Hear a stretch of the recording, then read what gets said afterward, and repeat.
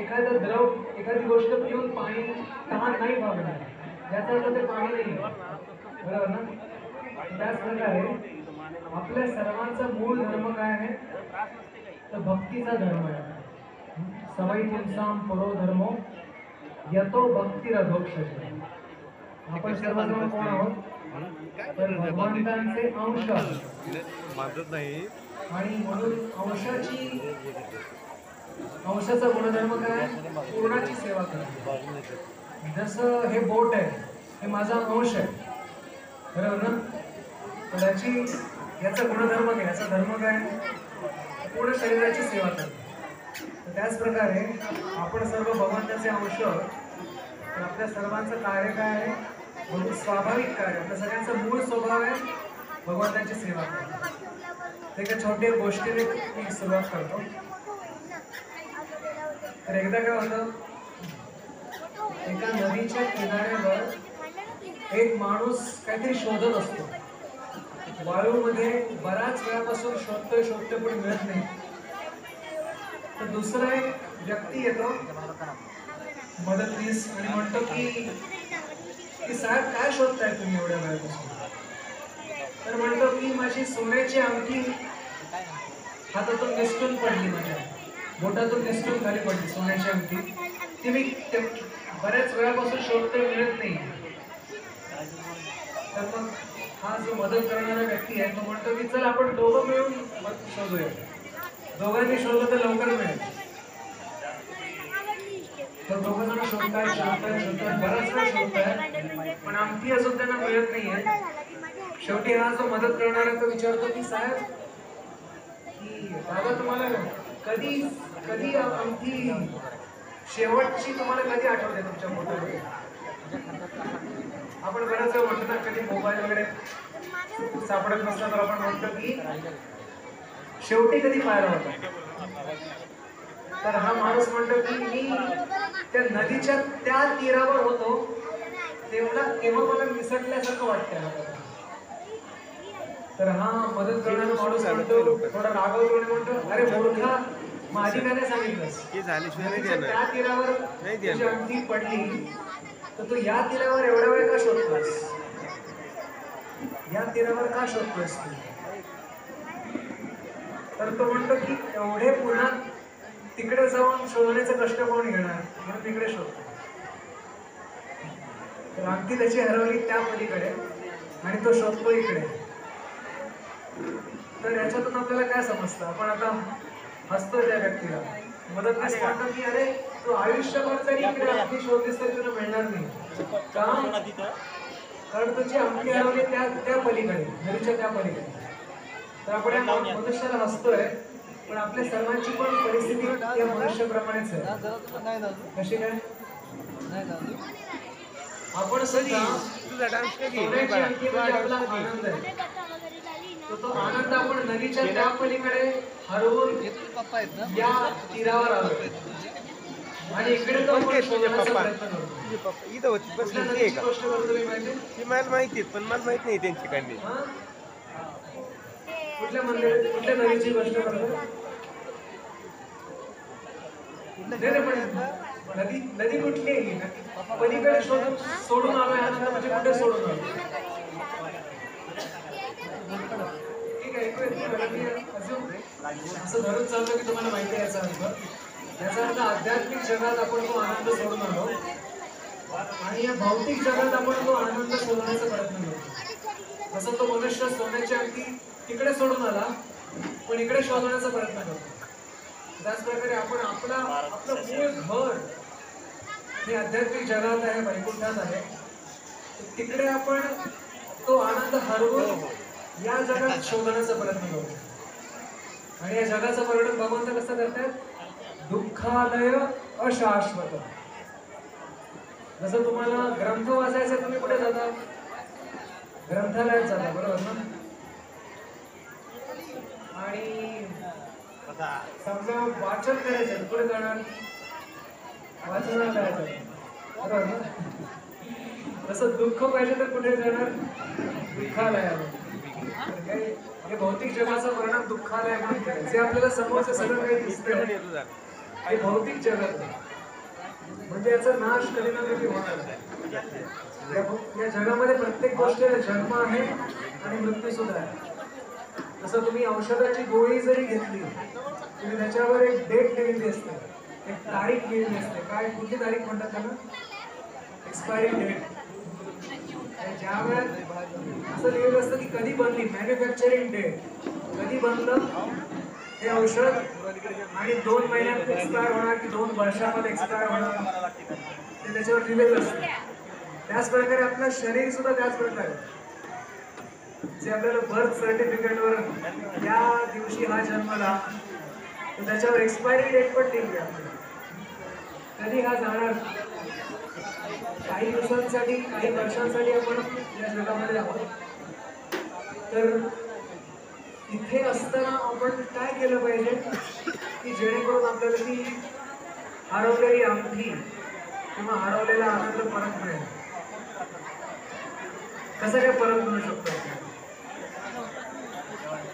आपल्याला हरवलेला आनंद कसा परत मिळू शकतो? नदीच्या त्या पलीकडे हरवलं, कसा परत मिळू शकतो? सांगा.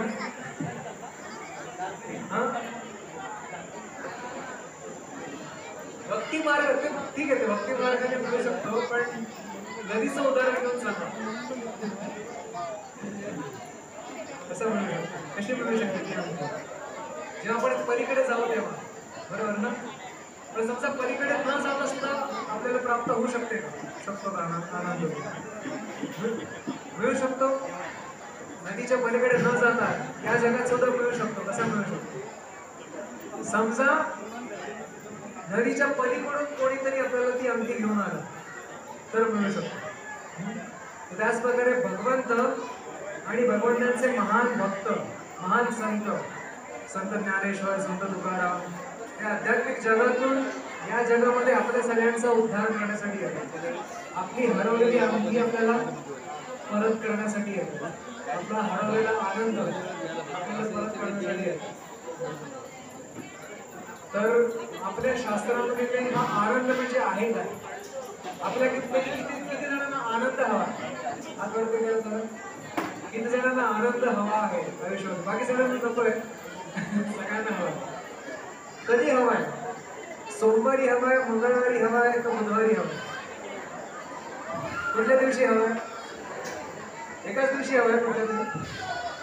सर्व दिवशी हवाय, बरोबर ना? सकाळी हवाय, दुपारी हवाय की संध्याकाळी हवाय? प्रत्येक क्षणी हवाय, प्रत्येक क्षणी, प्रत्येक दिवशी हवाय हा आनंद. आणि किती हवाय?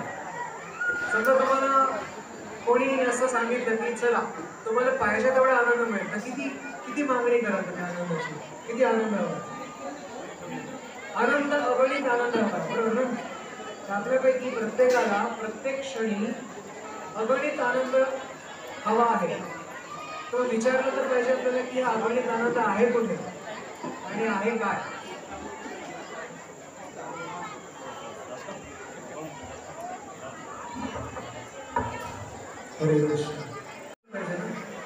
आपल्या वेदांमध्ये लिहिलंय स एव आनंदयती रसो वै सहा रसमेवायम लब्ध्वा आनंदी भवति. स एव आनंदयती म्हणजे भगवान कृष्ण स्वयं भगवंतचे तेच आनंद आहे. आणि त्यांची प्राप्ती करायची म्हणजे काय? भगवंतांची भक्ती आपण करतो. कारण भगवंताची प्राप्ती करण्यासाठी सांगितलं की भक्तिरेव एनम नयती, भक्तिरेव एनम दर्शयती, भक्तिवश्या हि पुरुषः भक्तिरेव भूयसी. तर आपल्या शास्त्रामध्ये सांगितलं की घुमतोय आवाज थोडासा. हरे कृष्ण हरे कृष्ण. शेवटपर्यंत येतोय का ऐकू आवाज? शेवटपर्यंत येतोय? नाही येतोय. हरे कृष्ण. तर आपल्या शास्त्रामध्ये सांगितलंय की भगवंताची प्राप्ती करायची असेल तर भक्ती करणं आवश्यक आहे. भक्तीच आपल्याला भगवंतांकडे घेऊन जाते, भक्तीच आपल्याला भगवंतांना दाखवते आणि भक्तीच्या वशामध्ये भगवंत आहे. मगाशी आपण एक कथा ऐकली की द्रौपदी जेव्हा भगवंतांना भगवंताचं नाव घेते, हे नाथ, हे रमानाथ, हे ब्रजनाथ, त्यांच्या भक्तीने प्रसन्न होऊन भगवंत त्यांना वाचवण्यासाठी येतात. तर एक काही वर्षांपूर्वी घडलेली एक गोष्ट सांगतो मला. कशा प्रकारे भक्तीद्वारे आपल्याला हरवलेला आनंद आपण प्राप्त करू शकतो. तर युक्रेन नावाचा देश माहितीये का तुम्हाला? ऐकून माहिती आहे सगळ्यांना? आता सध्या युद्ध पण चालू आहे युक्रेन रशिया दोन देशांच्या मध्ये. तर युक्रेन देशामध्ये ही गोष्ट घडली आहे. तर आपले जे भक्त आहेत ते जगाच्या कानाकोपऱ्यामध्ये जाऊन भगवत भक्तीचा प्रचार करतात. तर युक्रेनमध्ये काही दिवसांपूर्वी, काही वर्षांपूर्वी एक निरंजन महाराज म्हणून आपले स्वामीजी आहेत. तर युक्रेनमध्ये एका बागेमध्ये, बगीच्यामध्ये हरिनाम संकीर्तन करण्यासाठी सरकारची परमिशन लागते तिकडे. नशीब आपल्या भारतात तरी लागत नाही. बाहेरच्या देशांमध्ये तुम्हाला बागेमध्ये हरिनामाचं संकीर्तन करायचं असलं तर सरकारची लेखित परवानगी लागते. तर त्यांनी आणि सहजासहजी मिळत पण नाही ती परवानगी. तर तिथल्या युक्रेन देशामधल्या एका प्रसिद्ध बागेमध्ये त्यांना कीर्तन करायचं होतं. सरकारला लेटर लिहिलं, त्यांनी पत्र लिहिलं परमिशनसाठी की आम्हाला असं असं कीर्तन करायचं आहे. 6 महिने आधी पत्र लिहायला. तर कशी परमिशन मिळाली आणि तो दिवस उजाडला त्या दिवशी कीर्तन करायचं होतं. आपली सगळी भक्त मंडळी आदल्या दिवसापर्यंत उत्साहामध्ये होती. पण तो हिवाळ्याचा एवढा कडाक्याचा दिवस होता, -20 डिग्री टेम्परेचर होतं. म्हणजे शून्याखाली 20 डिग्री. तुमच्या फ्रीज मध्ये सुद्धा त्याच्यापेक्षा जास्त गरम असतं. फ्रीज पेक्षा थंड, फ्रीजर पेक्षा थंड. त्याच्यामध्ये जे बर्फ वातावरण होतं. तर सगळे भक्त म्हणाले की आपण काय बाबा हरिनाम संकीर्तनाला आज जाऊ नको या, नाहीतर काय होईल, हाडं गारठतील आपली. तर महाराज निरंजन महाराज त्यांना म्हटले की नाही, कशी बशी आपल्याला ही परवानगी मिळाली आहे. हा ही जी संधी आहे आपण व्यर्थ गमवायला नको. जे काय होईल ते होऊ द्या. तुटो हे मस्तक, तुटो हे शरीर, नामाचा गजर सोडू नये. नाशवंत देह झाला जरी भंग, तरी कीर्तन रंग सोडू नये. त्यांना सांगतात की जे काय आहे 4 स्वेटर घाला तुम्ही, पण आपण जाऊया. पाय मोजे घाला, हातात जे काय तुम्ही घालता ग्लोव्स घाला, पण आपण मृदंग करता घेऊन बागेमध्ये जाऊन संकीर्तन करूया. भक्त म्हणत होते की भक्त म्हणत होते की तुम्ही सांगताय पण त्या बागेमध्ये येणार कोण? आपणच सगळं करणार कीर्तन करायला. बागेमध्ये संकीर्तन यासाठी करतो की सगळे जमतील आणि सगळ्यांसोबत आपण करू शकतो. तिकडे करणार कसं? तर त्यांना महाराज म्हणते की नाही आपण जाऊया. सगळे तयार होऊन त्या -5 डिग्री, -10 डिग्री शून्य खाली तापमान जातं तिकडे. त्याच्यामध्ये संकीर्तन करायला प्रारंभ केला त्यांनी. चिट पाखरू सुद्धा नव्हतं बगीच्यामध्ये. बागेमध्ये कोणी पण नव्हतं, फक्त आपली भक्त मंडळी होती. आणि तासभर कीर्तन करून झाल्यानंतर त्यांनी नृत्य करत करत हरे कृष्ण जे आपण मगाशी कीर्तन केलं, त्यांनी कीर्तन केलं. आणि सगळ्यात शेवटी कीर्तन संपण्याच्या वेळेला एक मनुष्य तिकडे आला. सगळ्यांना आश्चर्य वाटलं, एवढ्या थंडीत कोण मरायला इकडे आले. तर तो मनुष्य म्हटला, हे तुम्ही काय म्हणताय? कारण पाश्चात्य देशातले लोक आहेत, त्यांनी कधी कृष्णाचं नाव ऐकलं नाही, कधी रामाचं नाव ऐकलं नाही. आपण भारतामध्ये जन्म झालाय, आपल्याला लहानपणीपासून आजी आजोबांनी आपल्याला गोष्टी सांगितल्या असतील रामचंद्रांच्या, कृष्ण भगवंतांच्या. पण पाश्चात्य देशामध्ये लोकांनी कधी रामाचं नाव ऐकलं नाही, कधी कृष्णाचं नाव ऐकलं नाही. त्यामुळे तो विचारू लागला, हे तुम्ही काय करताय? तर भक्तांनी त्याला सांगितलं, हे आम्ही भगवंतांचं नाव घेतो. तर तो म्हटला की मी पण तुमच्या सोबत सामील होऊ का? तर भक्त म्हणाले, हो, त्यासाठीच तर करतो. तर कीर्तन झालं, त्याच्यामध्ये मी भाग घेतला. आणि म्हटलं की तुम्ही कुठे राहता? त्याने सांगितलं, आम्ही मंदिरांमध्ये राहतो, मी तुमच्यासोबत मंदिरामध्ये येऊ का? तर हा मनुष्य मंदिरामध्ये पण आला. त्यानंतर रोज तो मंदिरातले जे कार्यक्रम आहेत, कीर्तन प्रवचन ऐकण्यासाठी रोज येऊ लागला. आणि एक आठवडा झाल्यानंतर भक्तांनी त्यांना जिज्ञासापूर्वक विचारलं की बाबा कोण आहेस तू? अचानक त्या दिवशी आलास, म्हणजे तुझ्या मागची घटना काय नक्की, कशामुळे तू आलास? आणि आता आठवडाभर आम्ही तुला रोज पाहतोय. पुढच्या रविवारी त्याला विचारलं. त्याने सांगितलं, तुम्हाला खरं सांगू का, एक आठवड्यापूर्वी मी जीवनाला पूर्णपणे कंटाळलो होतो आणि माझा विचार होता की आता मी गळ्यामध्ये फास लावून आत्महत्या करणार. आणि म्हणून मी बागेमध्ये आलो होतो, कारण मला माहित होतं एवढ्या थंडीमध्ये कोणी येणार नाही, मला निवांतपणे आपली आत्महत्या करता येईल. आणि मी झाडावर चढलो, झाडाला दोरीचं एक टोक बांधलं, दुसऱ्या टोकाचा फास बनवला, माझ्या गळ्यात घातला आणि म्हटलं, भगवंता तुझ्याकडे लास्ट चान्स आहे, आता मला एक तरी आनंदी व्यक्ती दाखव या जगामध्ये आणि मी मरण कॅन्सल करेन. जसं मी म्हटलं, ताबडतोब मला दुरून तुम्ही जे वाजवताय वाद्याचा आवाज ऐकू आला. आणि तुम्ही जे गाताय, मला माहित नव्हतं काय गाताय. आणि मी माझ्या जिज्ञासेसाठी पूर्ती करण्यासाठी तो फास काढला, झाडावरून खाली उतरलो आणि येऊन बघितलं तुम्ही 15-20 जण आनंदाने नाचताय.